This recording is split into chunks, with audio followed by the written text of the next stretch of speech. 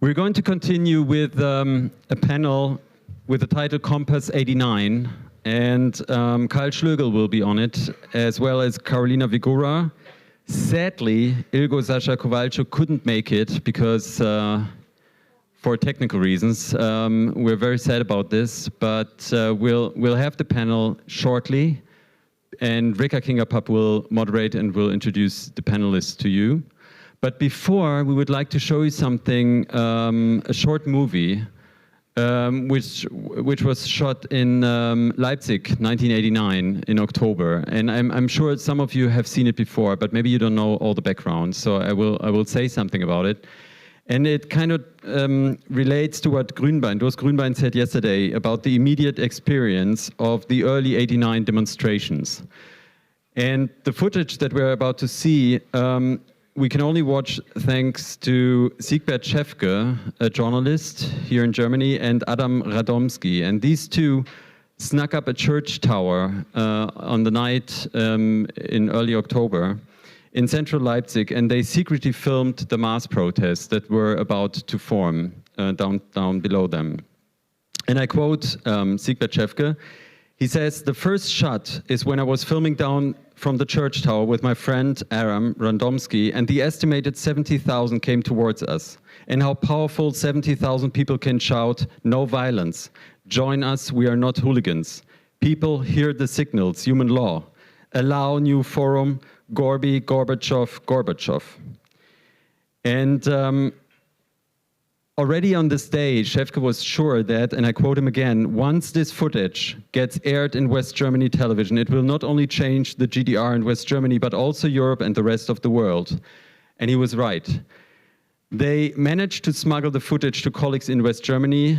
It was shown in Western German television, and in turn, East German citizens could watch it. And in turn, the East Germans dared to publicly express their discontent and join street protests. And to make it short, the rest of it is mostly history. So you know it and we'll discuss it. But I would like to show you and watch this movie, and afterwards we'll go straight to the panel. Thank you.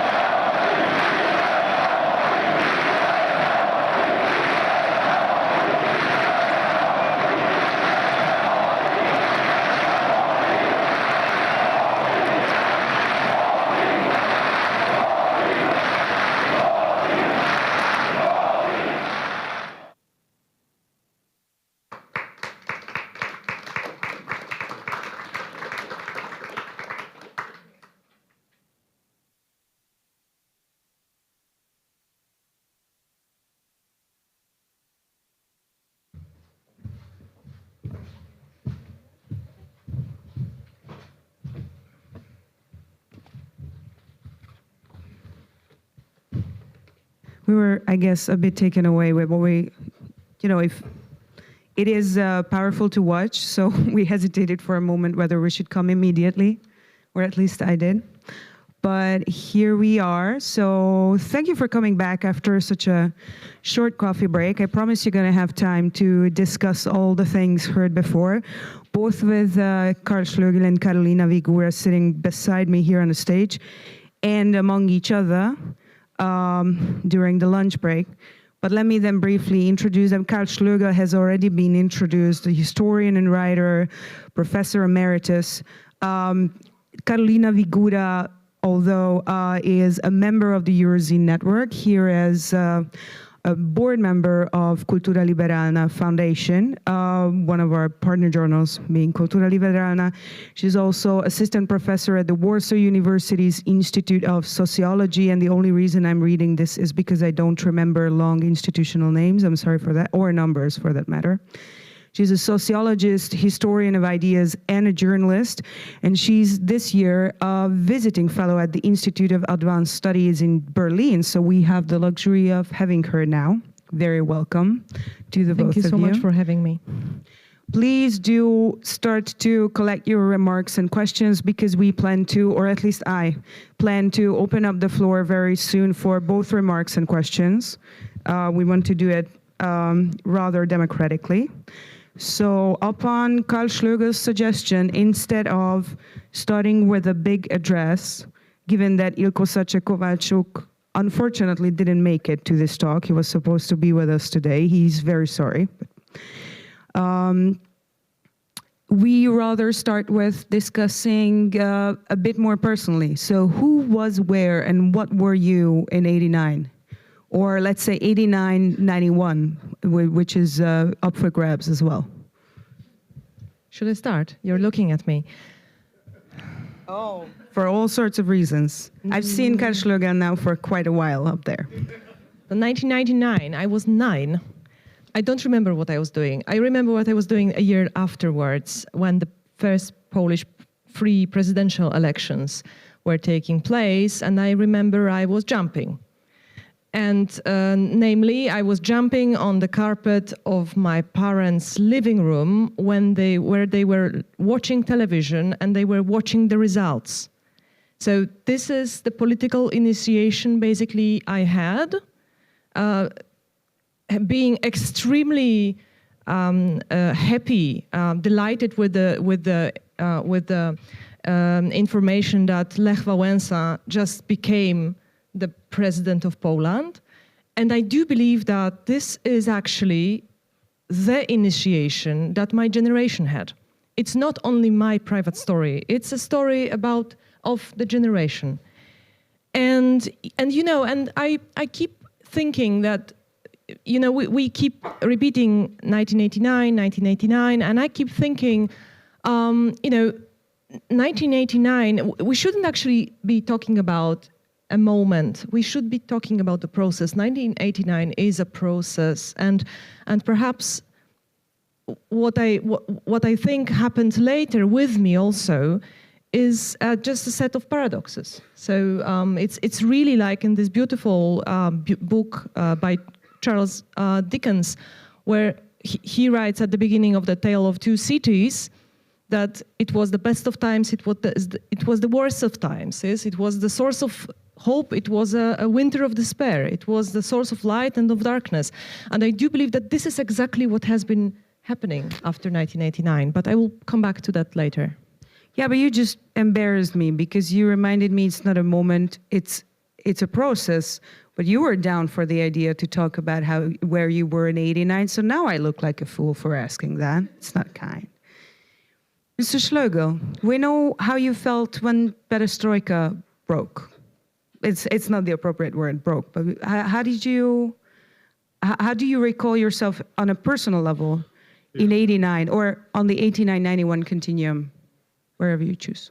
If you allow me to switch to German, so I feel easier. Is it okay? In 89, ich wohnte am Ende von West-Berlin in Kreuzberg, direkt an der Mauer. Und ich habe die Nachricht mit Schabowski gesehen und war erstaunt und es ging dann los, die Leute kamen über die Oberbaumbrücke und es war eine fassungslos großartige, aber eigentlich fassungslose Stimmung. Und ich ging dann von dort zu Checkpoint Charlie und später zum Brandenburger Tor, wo wir alle auf die Mauer kletterten und uns selbst bestaunten. Es war ein großes Ereignis, sozusagen in dieser Geschichte dabei zu sein.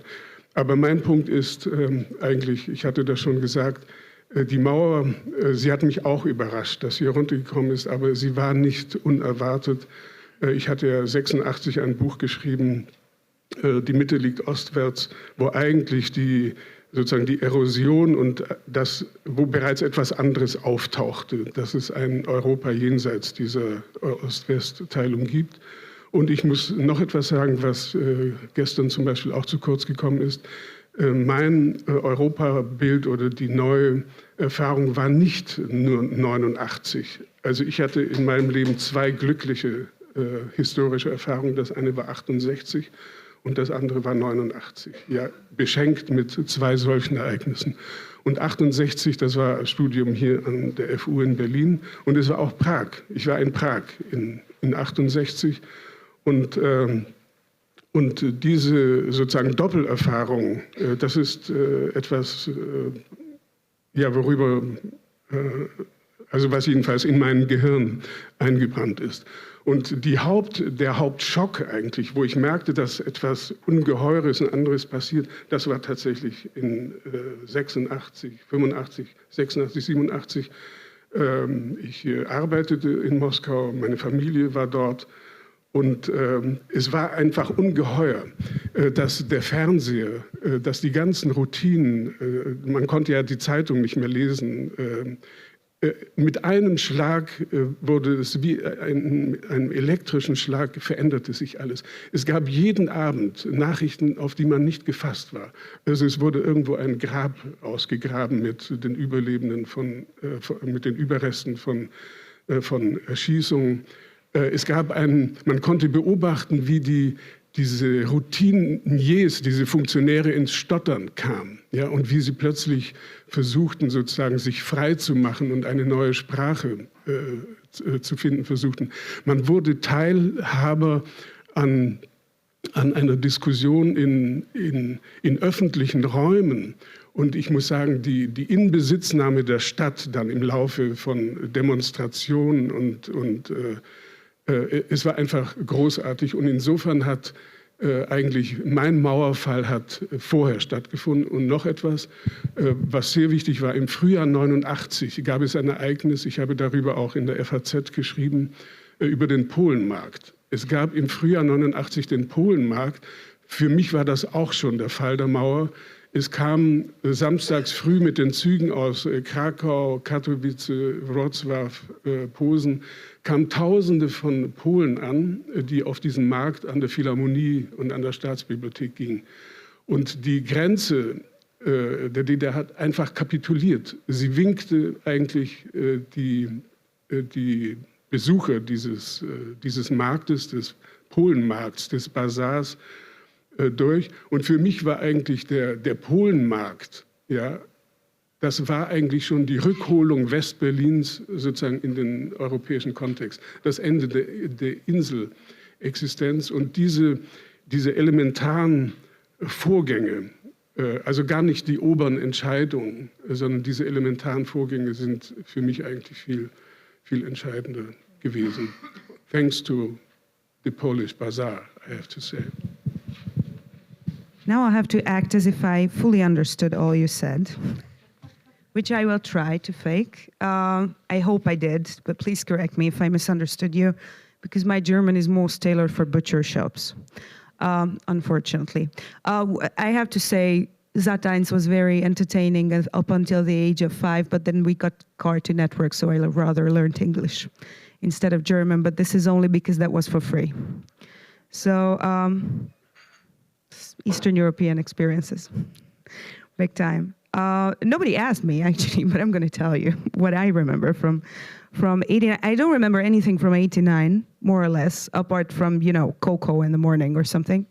But I do remember my grandfather having intimate conversations with that bronze statue of Lenin, which then after a while disappeared.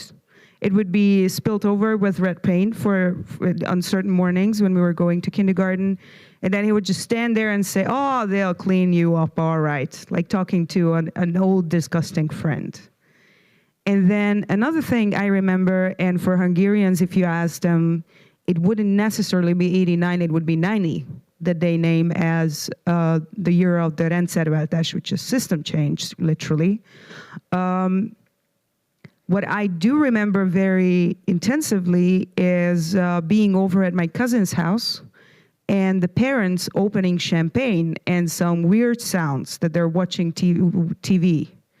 And I don't remember when it was. I never actually checked after.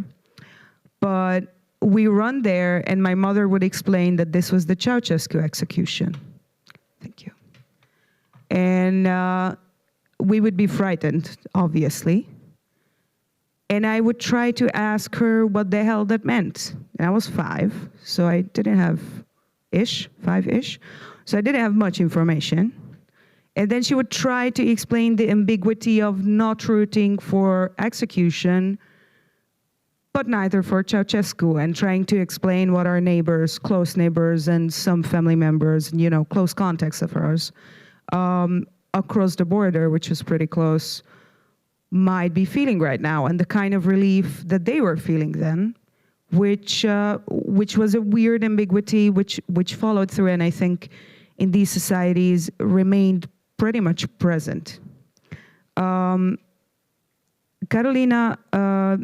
mentions that this is sort of initial experience in your socialization, that there's this huge moment of, well, if not victory, at least progress, right? Or how would you name it? Would you name it victory, or would you name it liberation? Or what would your word for this experience be, for the process that you felt or sensed starting? Yes, I have been ruminating here about the fact that you said that I stressed it was a process, although I was saying first that I would like to talk about the personal experience, but I wanted to actually to give a thought to this. Why is this that we like so much to come back with our memory to a certain moment, like 1989 or 1968 or 9/11 for that matter? Why is it? Is it not that we like to come back with our memories because this tells us something very important about us? But I would perhaps try to argue that only if we see a process, then we can actually believe that we can still change the situation, that we have actually influence on the situation. Why? Because when I listen now to many comments about what has happened in Poland in 2015, what happened in the US in 2016, it's again we are talking about a point in history, about a moment again, and not about all the various factors that actually brought us here, for example. Yes, so this is puzzling, I must say. This tension between our pleasure in reminding ourselves what happened at a particular moment and the process. And I wanted to say a few things about the process now. So I do believe that this process of 1989, this 30 years, this has been 30 years of paradoxes. And the first would be this. Many of you probably remember the film Matrix. In Matrix, there is this Morpheus guy who explains everything to Neo character. And at one point, Neo has a déjà vu. What does the Morpheus say? Do you remember? He says, yes, it is something being changed in the system. So this is extremely interesting for my personal experience. in the past few years, I have been living in Poland, in the UK, and now in Germany. And whenever I come, there is the same process going on. The process, namely, that a given country, is celebrating a very important anniversary, like the 25th anniversary of the democratic breakthrough I observed in Poland. Everybody spoke what a success it was, the transformation. And then a year after, Law and Justice wins the elections, saying Poland is in ruins. And then I go to the UK and I observed exactly the same process there during the Brexit discussion. And then I come here, and the 30th anniversary of the fall of the wall is being celebrated at the same time. There is the election in Thuringen, and with how big success it was for the AfD. So it is really that every time we become too optimistic about the results of 1989, we are being chased by history itself. Yeah, but isn't it the case that on anniversaries you have to be hopeful, like on birthdays you have to be kind to the celebratee, even though they just brought an F home? I mean, I expect my family to be friendly with me, but I don't think it's just. And this is, I have this experience personally, I can relate very closely. This is why I was very reluctant when we first started to talk about our focal point, which turned out to be amazing, which credit goes to Ferenc Laco and Luka Lisiak for that. I was reluctant because I was very scared that now we are going to have to celebrate something just because it's a round anniversary. And on those times, we act as if we liked each other, right?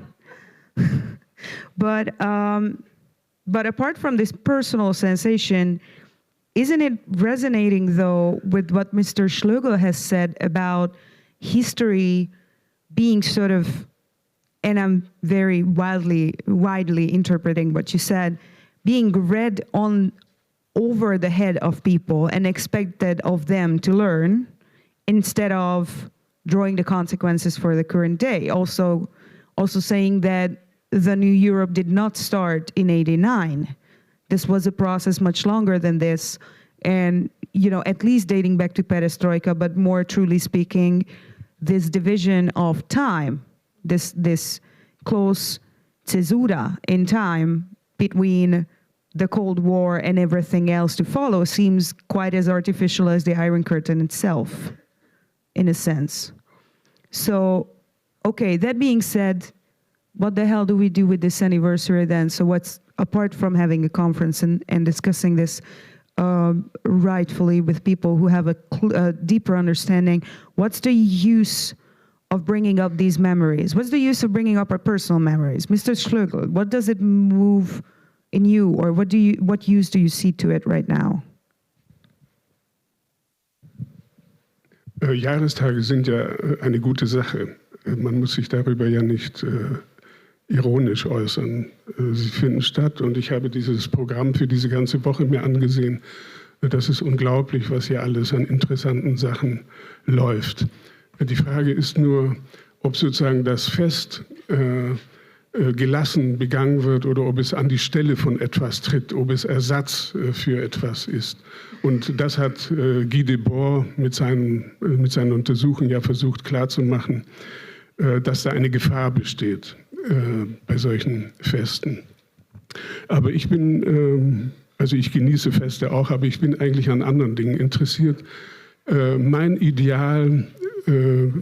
Idealfigur für soziologisches und sonstiges Analysieren und Beobachten ist eigentlich der Indianer, wenn man das heute noch so sagen darf, der Indianer, der auf der Erde liegt, sein Ohr auf die Erde legt und hört, wie die Bisonherde oder der Zug heranstürmt. Das heißt, mich interessiert eigentlich herauszufinden, wie lange Prozesse laufen. Und das ist eine vollständig andere Matrix, die nichts zu tun hat mit Zäsuren, klar geschnittenen Grenzen und so weiter. Und es war vollständig klar, dass lange vor 89 dieser Ostblock als diese kompakte, homogene Entität existiert ja überhaupt nicht. Das ist ja, er existiert, aber er existiert gleichzeitig nicht. Die Verhältnisse in Prag waren ganz andere als in der Ukraine damals oder in Polen. Jedes Land tickte bereits ganz anders. Und es ist das große Verdienst, muss man wirklich sagen, dieser denkenden Köpfe. Also die Leute aus der Lukács-Schule, Konrad und Fehr und Heller und natürlich den Warschauern.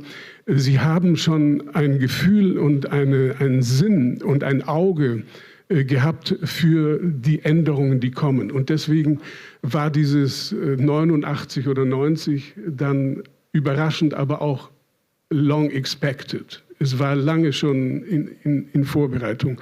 Und die Frage ist für mich auch dann in den 90ern gewesen, wie findet man eine analytische Matrix, in der ein Drunter und Drüber sozusagen analytisch erfasst werden kann. Also ich bezeichne mich als Phänomenologen.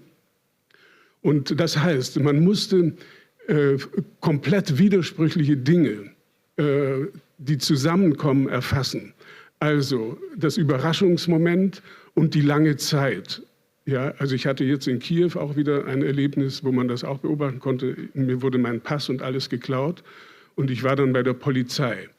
Und ich war in einem sowjetischen Polizei-Office, ja, also mit Resopal und mit einem Buch und mit Protokollen und so weiter. Aber gleichzeitig hatte dieser junge Mann, dieser Sergeant, wollte alles super korrekt machen, weil die neue Zeit alles super korrekt machen will. Ja, nichts mit Bestechung, nichts mit $1 geben für Beschleunigung des Verfahrens, sodass in dieser Situation von diesen 2 Stunden kam die lange Tradition sozusagen der sowjetischen Miliz zum Tragen, also diese ganze Umständlichkeit und so weiter und der bürokratische, kafkaeske Betrieb und gleichzeitig der Wille, es ganz anders zu machen. Und wie das gehen soll, also die lange, schwere, schwerfällige Zeit und der schnelle Wandel, wie das zusammenkommt. Und ich könnte 1000 Bilder bringen, wo das gemacht worden ist, also wo die ungeheure Initiative, die die Leute entfaltet haben. Also ich war immer ein Bewunderer dieser Basar-Leute, also diese Millionen von Leuten, die in ganz Osteuropa unterwegs waren und die das Land oder den Kontinent eigentlich zusammengehalten haben. Ja, also diese Tschilnochniki, die zwischen Istanbul und Minsk und zwischen Lodz und Rom hin und her gefahren sind. Die Arbeit dieser Unsichtbaren, das ist eigentlich das Faszinierende. Und ich würde auch sagen, heute, wir gucken jetzt immer auf diese Brüssel-Ebene und auf die Parlamentsebene und das ist alles wichtig. Aber dass eigentlich dieser Kontinent irgendwie doch zusammenhält, auf eine ganz widersprüchliche Weise. Also, Sie können zum Flughafen gehen und nach Lemberg fliegen, 1 Stunde. Diese Flieger sind alle voll von Leuten, die hin und her fliegen. Ja? Und das ist für mich eine Europäisierung in einem ganz elementaren Sinn. Und ich würde sagen, man kann über Europa und die Chancen Europas überhaupt nicht sprechen, wenn man nicht diese Kriegsströme, diese Bewegungen, diese elementaren Bewegungen nicht in Rechnung stellt. Also mein Plädoyer ist auch sozusagen die Matrix der Analyse zu ändern, die nicht ignoriert, dass es sozusagen Top-Oligarchen gibt, dass es dort einen Mann gibt, der ein Verhängnis ist, der schlimme Dinge tut, aber dass man sozusagen den analytischen Rahmen weitet und guckt, wo etwas ist. Und es passiert immer viel mehr als sozusagen in einem bestimmten Ausschnitt. Also die Änderung der analytischen Matrix, das wäre mein Plädoyer.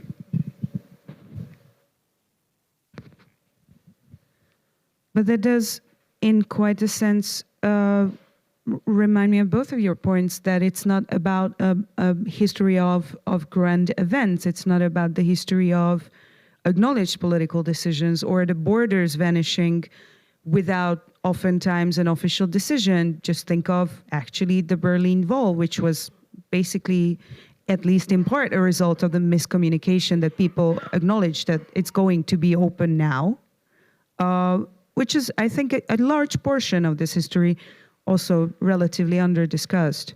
But it is, in a large part, a responsibility to build up this history, even if we say that we don't believe in the circularity.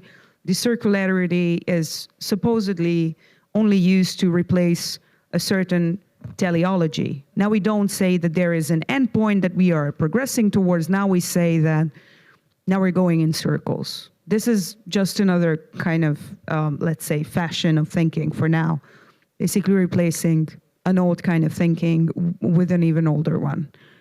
But then again, if we even if we don't think this, there lies a certain responsibility of codifying this, digging this up, and codifying this in a certain version, let's say in public education. And Karolina, you have mentioned this earlier when we were talking before, that 89, in quite a sense, for your generation and for Polish people, was both a very, very long year and a year which just disappeared. Would you care to detail that? Yes, it's another paradox. It is indeed a year that lasted the longest, and at the same time, it is a year that wasn't there at all. Lasted the longest. I will talk specifically about Poland now, okay? Lasted the longest because in 1989, you can say that Solidarność, won the battle. They really won the battle in the meaning that their narration, their thinking about where Poland should head to, dominated Poland's politics. But with time, it was ever more visible that the unity of Solidarity camp was a strategic unity, but it wasn't a true unity. It became more and more divided during the following decades. And to some extent, in its degenerated form, it took the form from 1989, when we always thought that there is us, the good people, and them, the occupants. So when Civic Platform, Donald Tusk's party, had the government for 8 years, Law and Justice would suggest, or even always more openly say, they were the occupants, or at least they were traitors, and Brussels is actually a new Moscow, etc., etc., etc. And now, when 2015 came and Law and Justice won the elections, it's the liberal conservatives who actually claim the same, that Law and Justice is a totalitarian party. It's actually the same as the Communist Party from before 1989. So, and Moscow is a new Moscow. For younger generations, yes, and then of course Moscow is a new Moscow, and it's hidden. And it's a hidden partner of the Law and Justice government, because Law and Justice government is eager to criticize Berlin and not Moscow. We can go in detail into that later. But what is amazingly interesting about the new generations, and this is called an intergenerational discussion, or am I right? I mean, because, you know, there should be a 20-year-old sitting here with us. Yeah, I mean, we've been trying. I mean, the longevity of the generations now is really a paradox too. I mean, I'm not young anymore. I'm 40. But okay. But the younger generations. Sorry, the only solace I can offer is that we are going to have Helena Marshall in Klaus Legewi's panel in the afternoon. So at least some perspective. The millennials generation not taking a part is actually a very interesting and important elephant in the room. And I will just refer to this later. But okay, so the younger generations increasingly observed this quarrel, and they thought, okay, so this is a quarrel in a family, and they actually are quarreling about some kind of a heritage, who the Third Republic belongs to, eventually.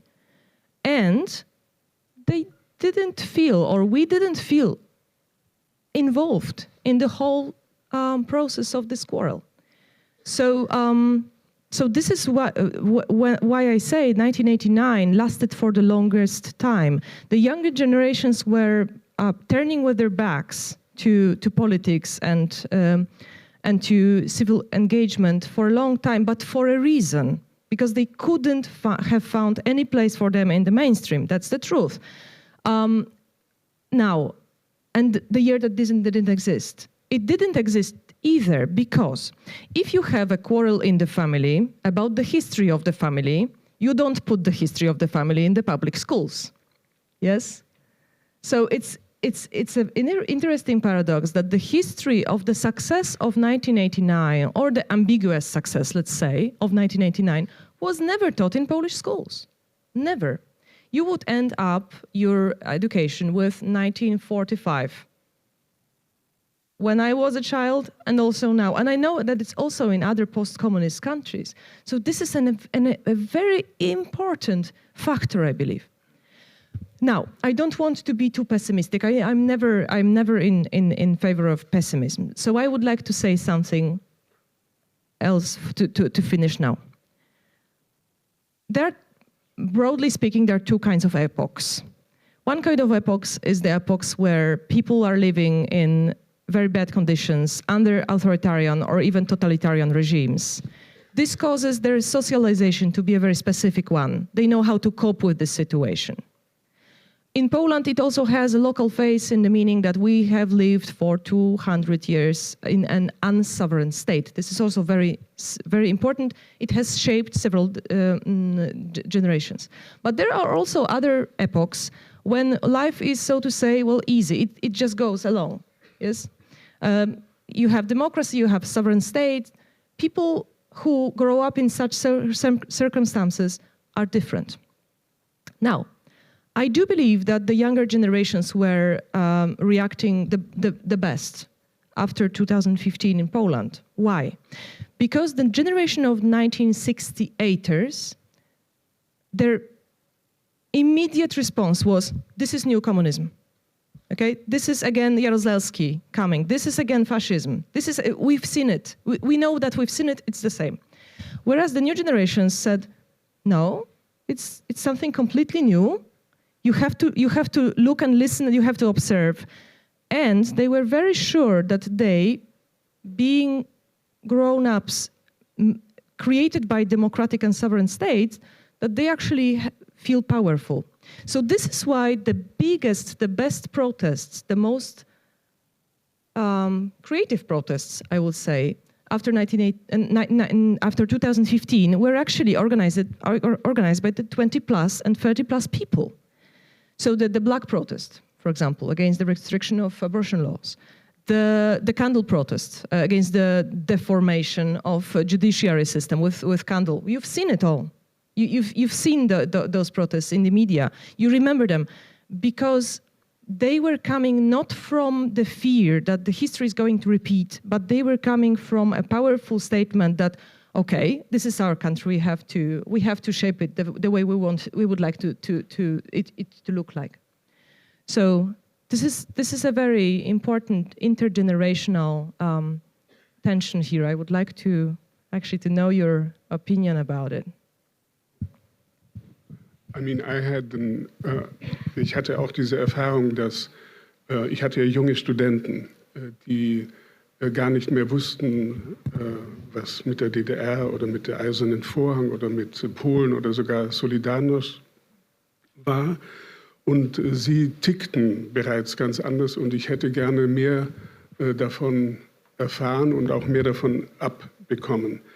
Für sie existierte beispielsweise diese Grenze nicht mehr. Sie bewegten sich wie selbstverständlich, dann auch sprachlich zwischen meiner Universität und der Breslauer Universität. Sie interessierten sich auch nicht so sehr für die Geschichte, sondern sie wussten, wo die Clubs sind, welche Bücher man liest, was Olga Tokarczuk schreibt und so weiter.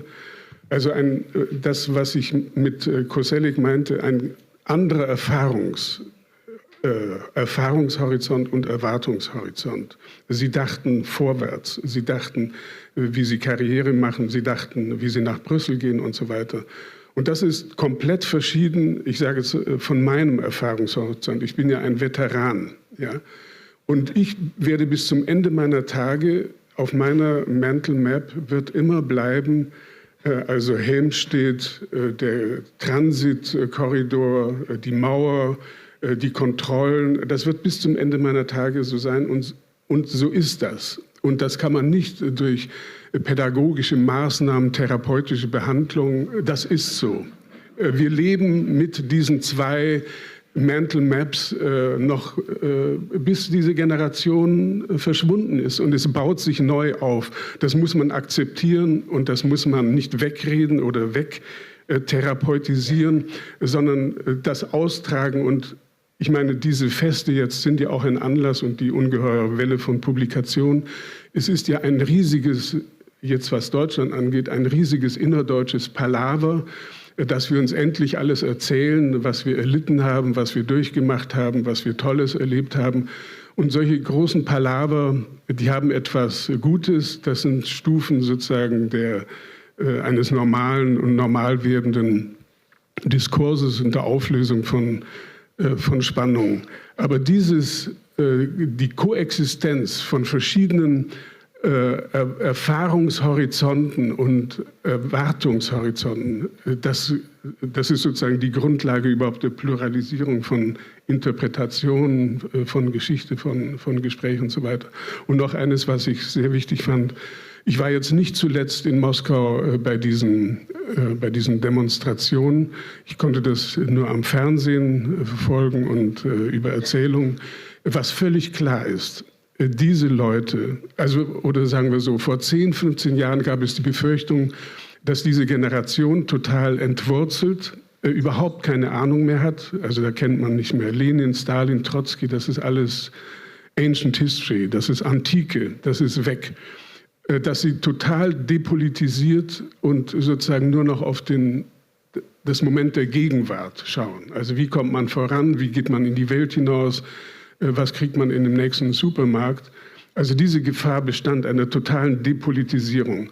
Und jetzt muss man aber sehen, auf diesen Plätzen haben sich Leute versammelt, junge Leute, denen anzusehen ist, sozusagen physiognomisch, es ist eine Generation, die die Angst verloren hat. Sie ist sozusagen für ein Regime, das auf Angst baut und mit Angst spielt und mit Einschüchterung spielt, ist sie, ich will nicht sagen definitiv verloren, aber sie ist in einer Weise auch nicht total immun, aber sie steht außerhalb des Erfahrungszusammenhangs, den meine Generation dort noch mitgemacht hat. Und das ist ein riesiges Potenzial. Und ich sehe dort, ich nenne das die Hongkong-Erfahrung, dass in vielen Städten der Welt gibt es so etwas, eben nicht nur die virtuelle Öffentlichkeit, sondern es gibt wieder städtische Öffentlichkeiten, die sich auf die Hinterbeine stellen. Das waren die Demonstrationen in Breslau und in Warschau. Das war Moskau, das war Hongkong, das ist meinetwegen auch Santiago de Chile.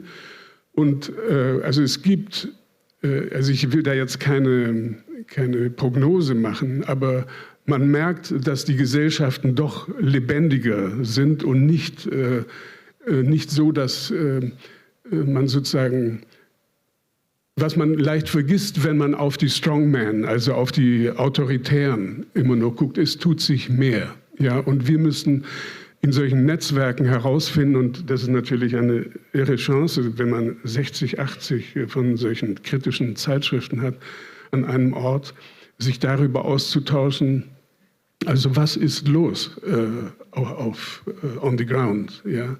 Und das sozusagen ein Akkumulationsvorgang von Erfahrungen. Und also ich halte es nicht mit den Visionen, ja, sondern ich halte es mehr mit den Akkumulationen von Erfahrungen, die ins Spiel gebracht werden sollen. Now, let me just quickly mention something which you don't need to be reminded of, that this borderless experience is a very restricted one up until today. So citizens of Serbia or whoever crossing the Serbian borders towards the European Union or from Ukraine for that matter, or even coming in from Turkey, still do experience that kind of border torture, which we fondly remember as shaping us, which I also remember as something that had shaped me. And I saw in my parents' eyes when crossing the former Iron Curtain for the first time last year, sitting on a train and not being stopped on their way to Vienna from Hungary. So this is not that far. And your point is still valid, just so that we make sure that this is not such a privileged discussion that it never gets mentioned, that it is a reality for a lot of people. But beside that,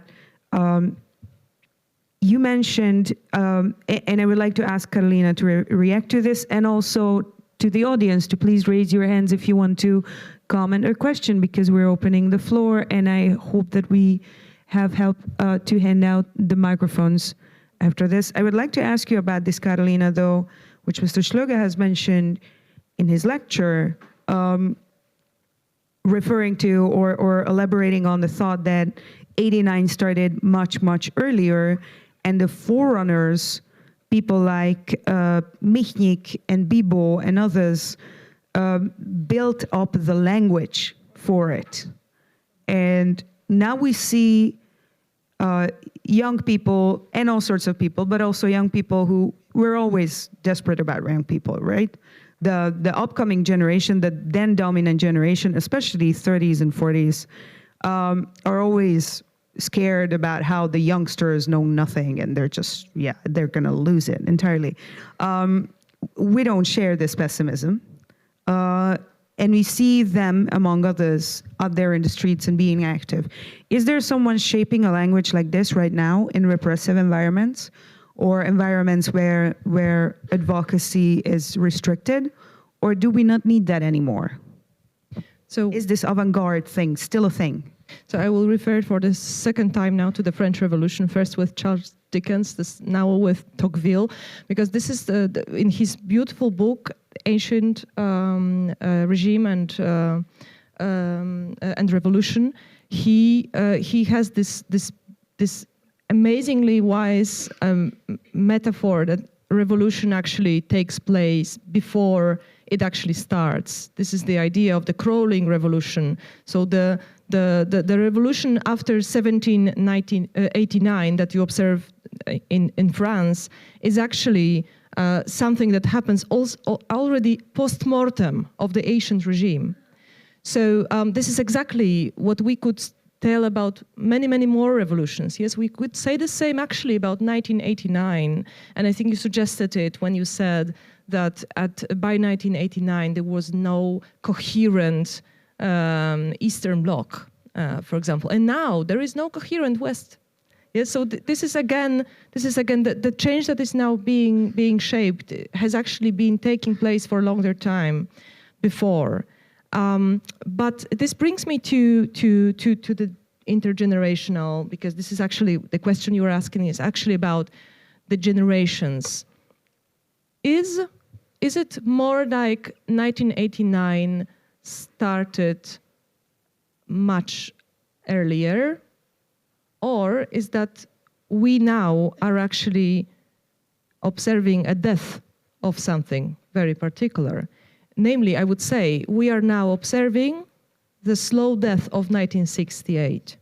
This is it, because the most important definitions have been all coined by the 1968ers. The attitude towards the war, the attitude towards communism, the most important goals of a sovereign state, all defined by the 1968ers. I think this is exactly why this is so painful, because this has been an extremely powerful generation. But I will generalize now a lot, but this generation also partly has been shaped by not democratic regimes. And thus, at least in countries of Central and Eastern Europe, it also has an authoritarian face. So having said that, I would just remind you about the book of Paul Lendwai about Viktor Orban, and when Paul Lendwai is looking for the sources of the Viktor Orban's change, he mentions humiliations from the founding fathers of the democratic Hungary. There is this wonderful anecdote when Viktor Orban is arriving to some debate, and one of the older liberals is fixing his tie publicly. What a humiliation. So there is something very reminding of authoritarian in the way liberals, the 1968ers, can react to certain situations. And if you look at the story of the Law and Justice, you also find out that this is actually a salon of the rejected. So this is extremely important. And now, as for the generation, finally, Karl Schlögel said such question today, uttered such question today. What do the post-1988 generation has to offer? What does the post-1989 generation has to offer? I must admit, I was so shocked by this question, or moved by this question, that I almost stood up. Why? Because this is exactly the question that is being uttered and uttered and uttered in my homeland towards the new generations. Although they are extremely active, as I said, they are extremely active, yet they are active differently. They are active differently. They have a different energy. They have a different definition of what is political. And yet they are always being disciplined like this. I'm not saying that you are trying to do this, because I have listened to your keynote very, very precisely, and I know that you're completely not this type of person. So I'm just using the quotation to explain such a certain phenomenon. This phenomenon, you might say, it's connected with. You might make an accusation of it and say this is about someone being authoritarian and not democratic, not listening enough, not open enough. But I would say something else. We haven't been talking about emotions much today, and I would just like to mention that what we are observing right now is also a time of great emotions and great passions. And this, I think, this need of the 68ers to find accomplices in political engagement, often this is not very nice, but they are still striving for having friends, yes, political friends. I think it's connected with a tremendous feeling of loss. Namely, there is a whole group of people that has been shaping the countries in Europe for decades, and now they have nothing to say anymore. Nothing to say. It's a tremendous feeling of loss. Not many are interested, I guess. So it also has to do with the audience. Would you like to react to this, or can we open the floor for questions? Yeah, I would like to see. Talking about this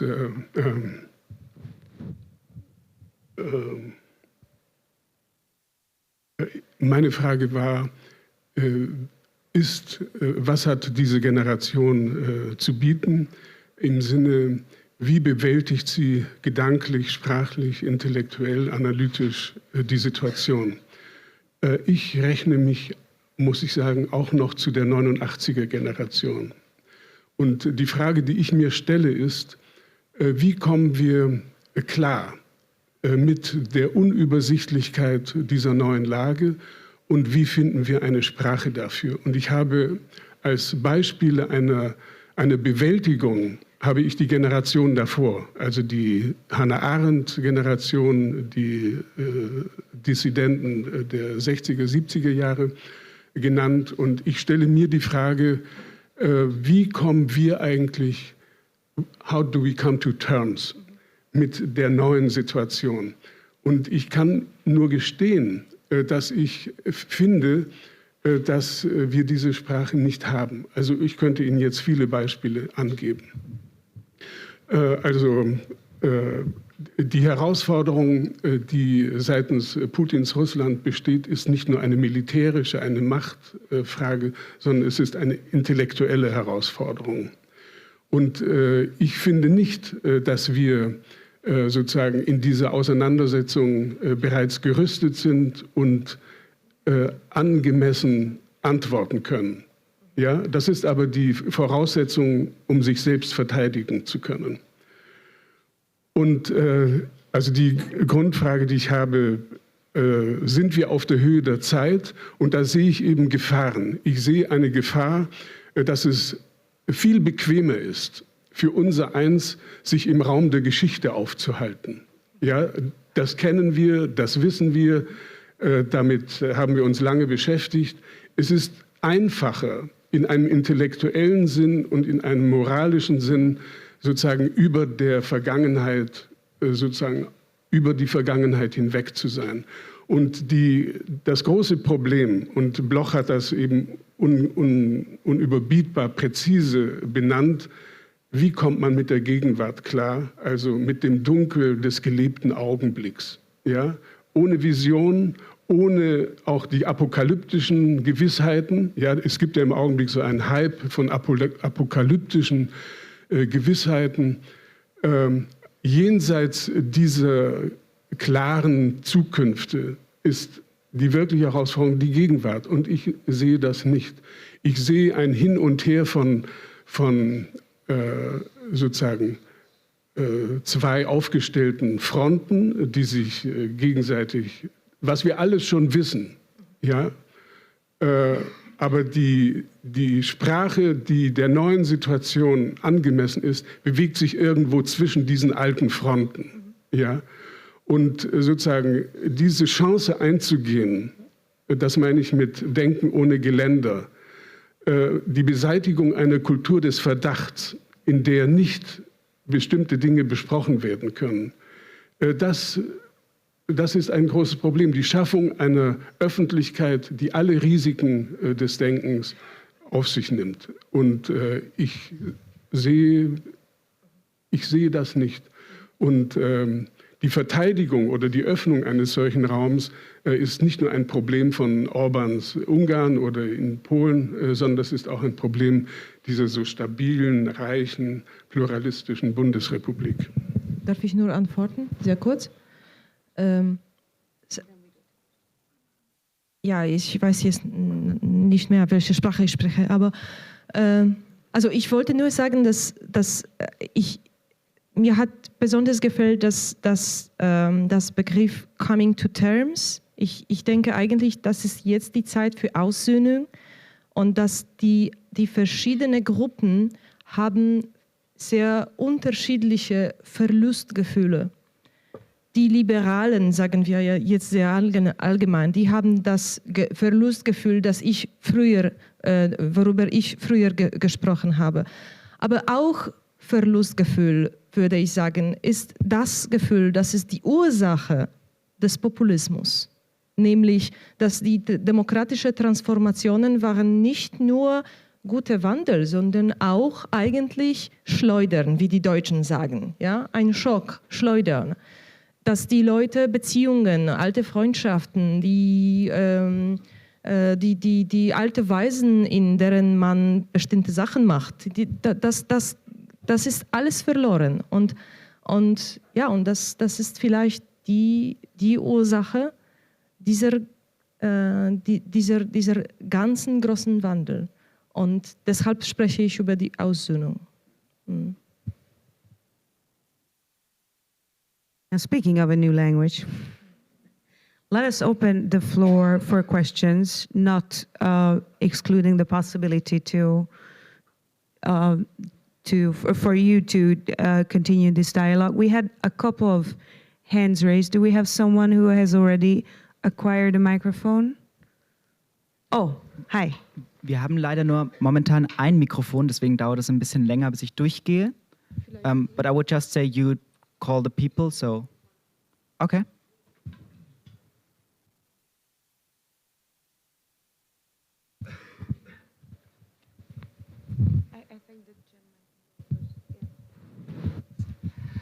So, do I have to switch it on, or is it on already? It's on it. So I have two questions. Main question would be, like, for revolutions in general, talking now about revolutions in Eastern Germany, 89, 90. So isn't there a similar scheme, a similar path they're always following? I think all these revolutions, talking now about Eastern European revolutions, they start with a revolution, an uprising against something, against a dictator, a system, the Soviet, let's give the example of the Ukraine here, against Jaruzelski, let's say, for the demonstration on Maidan Nationality, the Euromaidan. So that's the easy way. Everyone is against Jaruzelski, sorry, always mistake them. Yanukovych. So the point is that after you win your battle on the streets, whatever, then you realize that you had totally different ideas about the future then. There was let's say this example here, the Ukraine. There was the right sector involved that had totally different ideas. Like there were people that were totally left, they're even dreaming about a democratic, socialist, or even communist system. A liberal socialist system. There were people that only wanted to join the European Union or wanted to be part of Europe, wanted to travel freely. They have totally different ideas.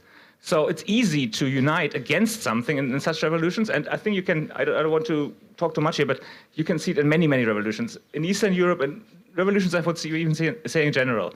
So isn't this the point really, that it's easy to fight against something, to unite against something, a system, a dictator, a person, political person, whatever, and then comes the point that you have to find out what you really want to change it, in which way, and what is the future of your country. And I make it short now, the second question, very short, is I like the narrative that you can actually like interpret a change, a revolution just from bottom top or from top down.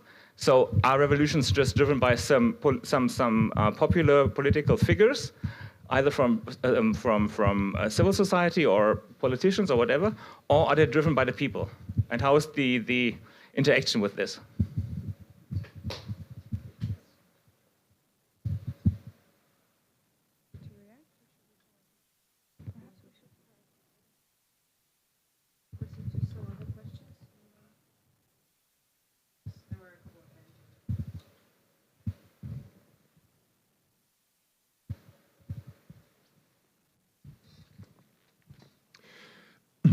Martin Brabant, ich habe eine Anmerkung zu dem Thema heute und auch zu dem, was Herr Schlögel die Mindmaps genannt hat. Und ich meine, dass es doch einen erheblichen Unterschied zwischen der sort of general mind map in the West compared to the general mind map in the East, meaning Eastern Europe, gibt. Und die drückt sich im Westen mit dem Begriff, das war die Zeit des Kalten Krieges aus. So schön neutral. Und für mich wird damit der Kern des ganzen Problems des Kalten Krieges verharmlost, indem die Besetzung, die Unterdrückung Osteuropas durch dieses sowjetisch-kommunistische Imperium eigentlich hinten rangestellt wird. Es wird nur, bitte, wenn Sie mit Schülern heute reden und über die Zeit reden, dann kommt zuerst, ja, das war die Zeit des Kalten Krieges.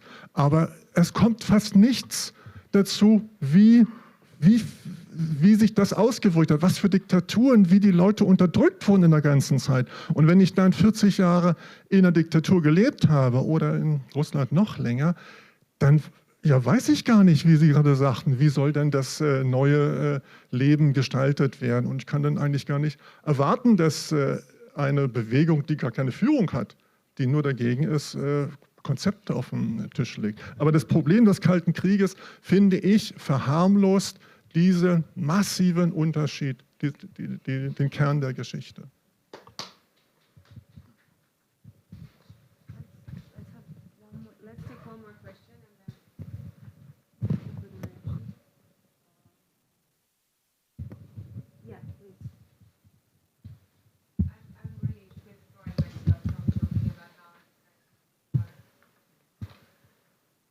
Thank you. Let me first of all say thank you for having me here.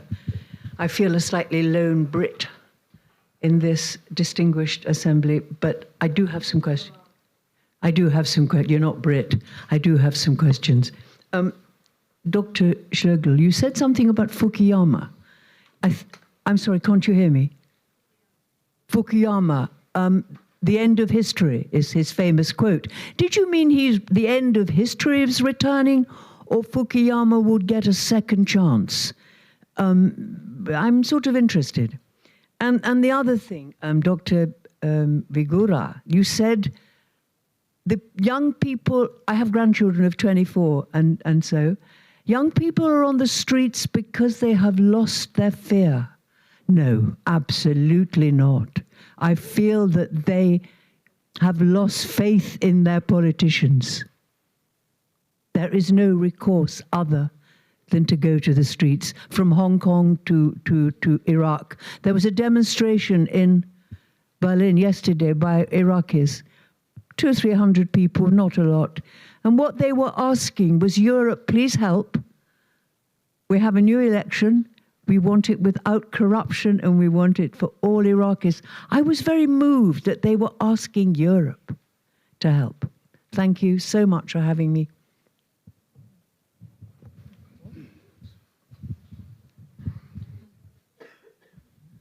Just very quickly, Judith, you're not alone. At least Simon Garnett is here. He's also still a Brit.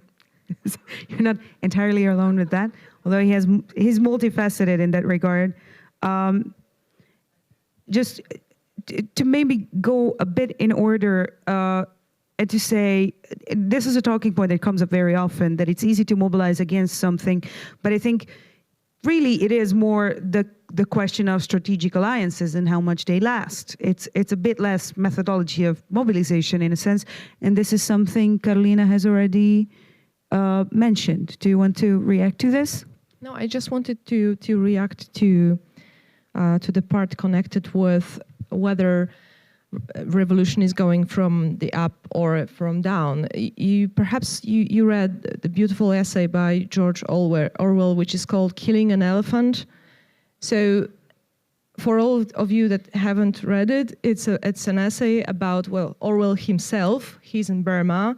He is a representative of the colonial Great Britain, and thus he's the only person in town who has a rifle. He is called by the inhabitants of the town because an aggressive elephant has appeared and is killing people, and Orwell gradually goes in the direction of the animal, and in the end he doesn't know anymore whether it's him who is approaching the animal because he has the means to kill it, or it's the people behind him gathering who are actually pushing him to do it. There is actually quite a startling sentence at the very end when he explains why he actually killed the animal. He says, "Because I didn't want to look stupid."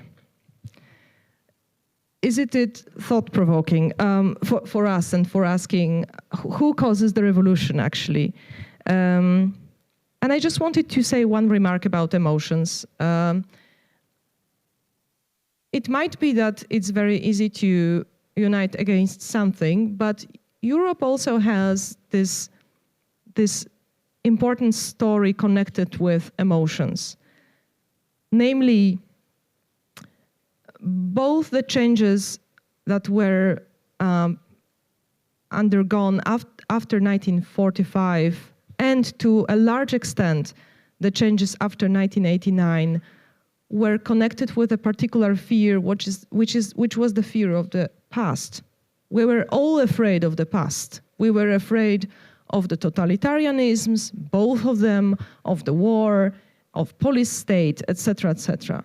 And with time, such emotions can also disappear. It's coming with the generational change. It's coming with the time, simply. And I think an important change today is that not the emotion is changed, but the vector of the emotion. Today, we are afraid of the future and not of the past. We are afraid of the future, many different kinds of fear of the future. Like, for example, some people who vote for law and justice are terribly afraid that the Muslims that will come to Europe will destroy its civilization. Some people are extremely worried that the democracy will end. That's it. End of it. Yeah. Some people are very much afraid that in 12 years, the planet will actually decide to kill us all. So I don't now say which of those fears is more legitimate. I'm just saying that it seems that the fear of the future is a dominant emotion playing politics right now. Ja, ich kann mich in vielem anschließen, aber zu der Einfachheit, sozusagen gegen einen Gegner sich zu formieren. Man muss dazu sagen, es bedarf einer sehr langen Inkubationszeit, um diese Kräfte zu generieren. Da stehen ganze Schübe dahinter, negative Erfahrungen im Ostblock, der Aufstand 53, die Aufstände 56 in Budapest, in Poznan, die Erfahrung von 86 in Prag. Also es brauchte sehr lange, bis sich die Kräfte gefunden hatten, intellektuell, organisatorisch, die dann den Job gemacht haben. Und die Mühen der Ebene danach, ja, das sind große Mühen und man kann nur hoffen, dass der institutionelle Rahmen existiert, sozusagen für den Wettbewerb um die Best Practices, wie man es machen soll. Aber es gibt auch eine lange Vorgeschichte. Ich finde in Deutschland jedenfalls die Diskussion gewissermaßen um die Definitionshoheit, wer hat eigentlich die Wende herbeigeführt? Sind es die Massen, die über den Ring in Leipzig geströmt sind, oder waren es die kleinen dissidentischen Gruppierungen? Ich finde diesen Streit obsolet und unhistorisch, weil es vollständig klar ist, dass ohne die lange Arbeit, die Wühlarbeit, die Zersetzungsarbeit, die Aufklärungsarbeit, die Sprachfindungsarbeit dieser vereinzelten Gruppierungen hätte es das nicht gegeben. Und diese Dialektik zwischen dem Mut, der Intelligenz der Einzelnen, die sich gefunden haben, und der Masse, die dann mitzieht, das muss man einfach erzählen. Das ist kein Gegenstand für Rechthaberei. Und ich fand diese Kontroverse, die da ausgetragen wurde, zum Teil ganz überflüssig. Cold War, es ist wahr, dass dieser Begriff oder diese Ikone dazu verführt, diese Prozesse zu übersehen. Aber für uns, jedenfalls im Westen, machten wir doch die Erfahrung, und ich bin im Schatten dieses Kalten Krieges aufgewachsen, dass es so etwas wie eine Sichtblende war. Es war eine Erziehung zum dichotomischen, antagonistischen Denken, zum Entweder-Oder. Während es eigentlich darauf ankam, also für mich, so habe ich das empfunden, wer hinüberging und sich umsah, der sah etwas mehr als den Ostblock. Ja, da war etwas mehr. Das war heterogen, das war vielschichtig, das war atemberaubend. Und sich diese Erfahrung zu erschließen, jenseits dieser dichotomischen, simplifizierenden Geschichte der Teilung, das war sehr wichtig. Aber Sie haben natürlich recht, dass sozusagen die Prozesse selber damit auch zum Verschwinden gebracht werden konnten. Letzte Bemerkung zu Fukuyama. Als ich Fukuyama gelesen habe, sozusagen mitten im Sturm des Orkans, ich habe das gelesen und ich konnte nur vielleicht nicht lachen, aber ich dachte, der ist weit weg, der hat überhaupt nichts kapiert. Ich habe ihn, auf eine, simple, wenn nicht zu sagen vulgäre Weise spöttisch behandelt. In Wahrheit ist es aber so, und ich denke, wir sollten ihn alle noch mal lesen. Vielleicht sogar ist das Buch wichtiger als das Neue über Identity und so weiter, wo er versucht, sozusagen auf der Höhe der Zeit zu bleiben. Ich finde, dass dieses Buch tatsächlich etwas zum Ausdruck gebracht hat. nämlich, dass uns nichts Besseres bisher einfällt als die sogenannte liberale demokratische Ordnung, dass es kein überbotenes Beispiel für eine Lebensform gibt, die uns und vielen anderen zusagt. Das bedeutet nicht, dass es nicht rivalisierende Systeme, Alternativen gibt, die auch ihre Überzeugungskraft entfalten können. Siehe die atemberaubende Entwicklung in China mit allem, was dazugehört. Aber Fukuyama hat eigentlich nichts anderes gemacht, und zwar in Anknüpfung an einen Eltern, Alexander Kojève, alias Alexander Kojèvnikow, als zu sagen, dass wir uns eine Welt über diesen erreichten Punkt hinaus nicht gut denken können. Was er nicht bedacht hat, und darüber müssen wir jetzt nachdenken, nämlich dass es zu einer Infragestellung, nicht durch eine Alternative, die chinesische oder die russische, sondern zu einer Infragestellung dieses Punktes durch uns selbst gekommen ist. The self-destruction of the West, the self-destruction of the United States.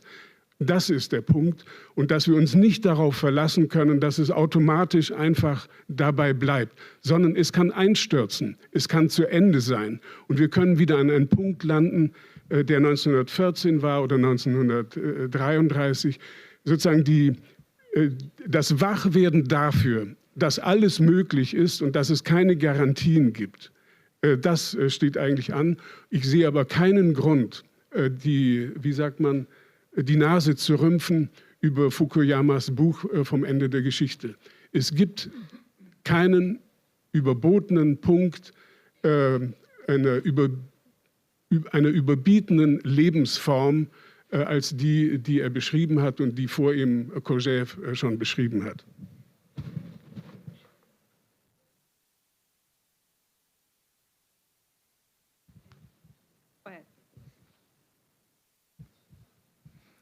Ja, vielen Dank. Ich würde gerne Ihr Augenmerk nochmal auf die südöstliche europäische Linie richten. Wir haben uns ja, oder Sie haben ja mal überwiegend über Russland und Mittelosteuropa gesprochen. Nun hat es ja ein Modell gegeben, das viele Merkmale der osteuropäischen Länder gar nicht kannte, Jugoslawien. Es gab Reisefreiheit. Sie konnten einkaufen gehen. Sie hatten den besten Pass der Welt, wie die Jugoslawen sagten. Die Titoschen Reformen haben immer auf der Verfassungsebene versucht, das Problem der Republiken zu balancieren. Sie haben Leute aus der Partei ausgeschlossen, die sehr nationalistisch früh agiert haben. Trotzdem ist das Land an Self-Destruction zerfallen aufgrund des ethnischen Hasses und der Nationalismen. Und meine Frage ist, wir haben heute, glaube ich, zu beobachten, dass es in bestimmten Ländern Mittelosteuropas eine Wiedergeburt dieser emotionalen Haltung gibt. Wie interpretieren Sie diese rasante Veränderung, so haben Sie das, glaube ich, vorhin genannt, Herr Schlögel, dass etwas wieder ins Leben gekommen ist, dass man im jugoslawischen Fall wirklich versucht hat, politisch zu balancieren. Es ist nicht gelungen.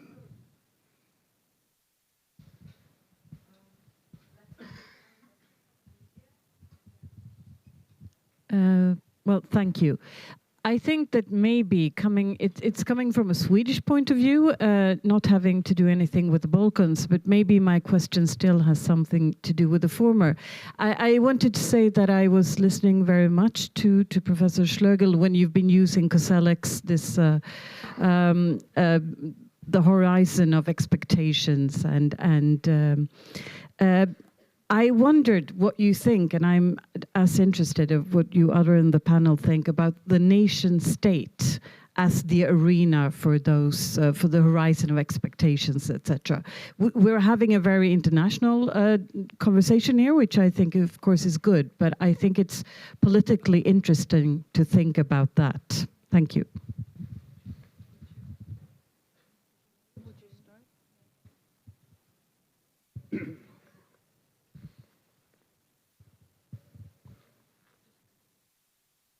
I cannot give an explanation to the fall of Yugoslavia, but I think that it is possible everywhere, and that there's no guarantee that countries, societies will not fall back into unseen atrocities.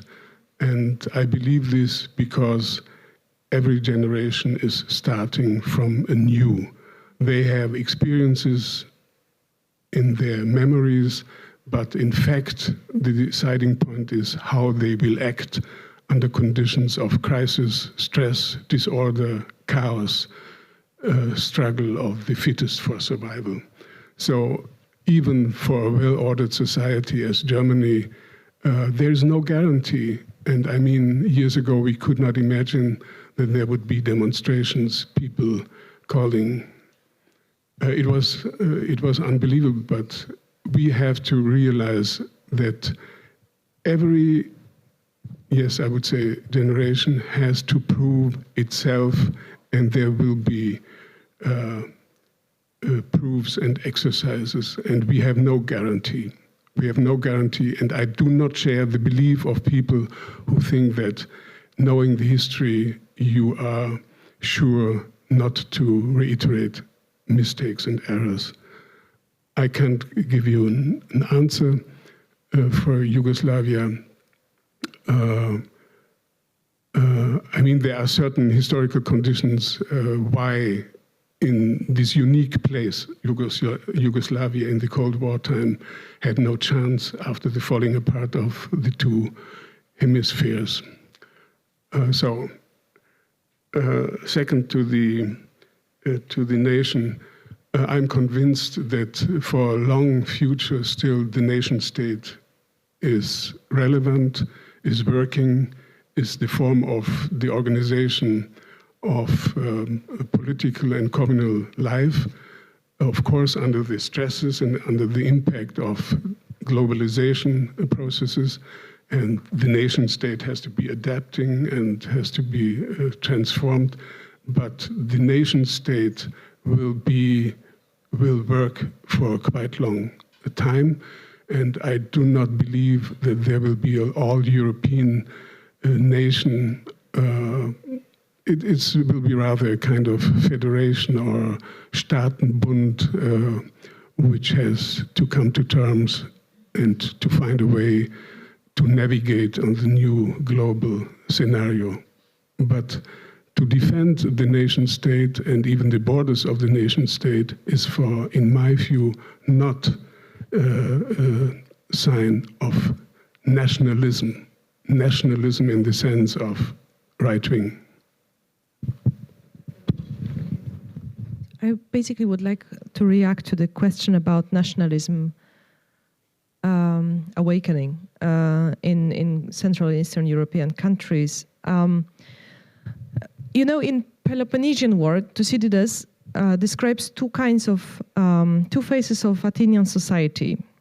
First, you have the funeral speech of Pericles, where Pericles is talking about Athenians as people who respect the law, they respect each other, and basically the strong community that they create is built on the fundament of the, you might interpret it this way, on the fear of the law. Just a couple of pages later, there is another portrayal of Athenian society under the plague. So there is this horrible disease that has appeared in Athens, and everybody who has contact with a sick person will die. So he says the best people die because they care for the sick, and they die 100%. But the worst people just isolate themselves, and they are horribly frightened of death, and this changes everything. The community is falling apart. The rule of law is not there anymore, and the whole community is different because the passion is different. The passion is different. So I think politics is about not only responding to emotions and passions, but also about creating them. And good politics is about creating better emotions. those fears that you mentioned, the nationalist fear, the fear of the refugees in my own country, they have been created. They have been created by certain politicians. If you look in the opinion polls, what did the Polish people say about Muslims and refugees in 2012, 13, 14? Perhaps 5% would say, oh, you know, we don't like them. After 2015, 30%, 40%, 50%. So you can create fears. It doesn't make them not dangerous. I think it's extremely dangerous. But it gives a ray of hope, because if a fear has been created, it also can be alleviated. You can create another emotion. And this is, I think, an extremely important part, because this will be my ending remark, really, because, you know, what is it about this whole 1989? It's about hope. Those people on the bazaars, they would never go out there with, I don't know, books or socks or what they were selling, trying to make their living if they didn't have hope. So it's important now that when we observe the ambiguous results of 1989 as a process, to remember that there is still hope, and it can all be still changed. And this is the point we can start the change. Thank you very much. This is more or less the time we had. For all those who wonder further, if you have an answer to Yugoslavia, tell us during lunch. If you want to read up on it, I even more so advise to check out the 89 focal point of Eurozine by the title The Legacy of Division. You may be interested to read Florian Bieber's article by the title Anxious Europe, especially delving into this problem. Once nation states and mobility come to the question, you may be tempted to read Yanis Panayotis' article on the freedom of movement. And more importantly, even more importantly, Philip Ter is back in the headline and is coming in the afternoon. And I think he's going to have an issue to raise with Karl Schlögel's point about the Chicago school having less of an influence than usually attributed. I'm looking forward to you guys discussing this, possibly. Thank you so much. Enjoy your lunch, and let's be back with us.